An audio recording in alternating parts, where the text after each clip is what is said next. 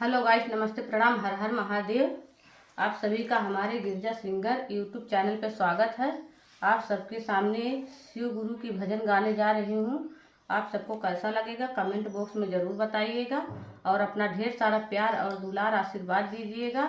हमारी वीडियो को लाइक और चैनल को सब्सक्राइब करिएगा।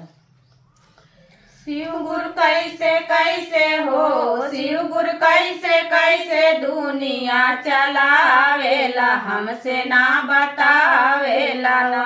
शिव गुरु कैसे कैसे हो, शिव गुरु कैसे कैसे दुनिया चलावेला, हमसे ना बतावेला ना। केहू के महला एक महला, केहू के महला दू महला, केहू के पक्का भाया टरिया, केहू के टूटा ही झोपड़िया में बसावेला, हमसे ना बतावेला ना। शिव गुरु कैसे कैसे हो, शिव गुरु कैसे कैसे दुनिया चलावेला, हमसे ना बतावेला ना। केहू के लड़का दू लड़का, केहू के लड़की दू लड़की, केहू के कहू ना दे के तरसावेला, हमसे ना बतावेला ना।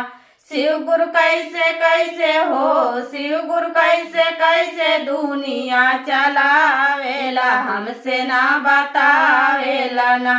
केहू को धन दौलतिया, केहू के रुपया पे रुपया, केहू के गली गली भिखिया मंगावेला, हमसे ना बतावेला ना।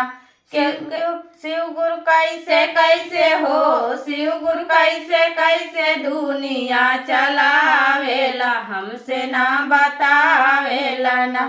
केहू के बने 56 भोग, केहू के पूड़िया मिठैया, केहू के बने 56 भोग, केहू के पूड़िया मिठाई, केहू के रोटिया नमक बिन तरसावेला, हमसे ना बतावेला ना। शिव के रोटिया नमक बिन तरसावेला, हमसे ना बतावेला ना। शिव गुरु कैसे कैसे हो, शिव गुरु कैसे कैसे दुनिया चलावेला, हमसे ना बतावेला ना।